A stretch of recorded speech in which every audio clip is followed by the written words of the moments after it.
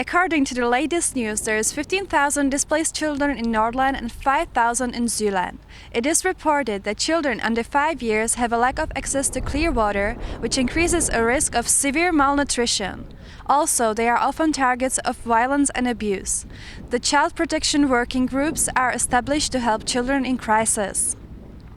There are threats to children's physical safety, including, for example, landmines that have moved during the floods, unsafe buildings, risk of drowning, and also risks, of course, health-related risks of disease.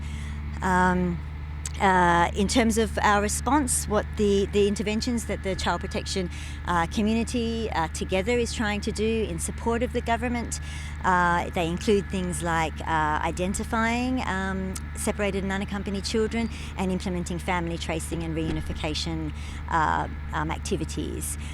They also include psychosocial support measures. For example, the Child Protection Working Group recently disseminated some key tips for humanitarian actors that are coming in contact with flood-affected populations, particularly children, key tips for psychological first aid and psychosocial support to help them cope with what they're facing.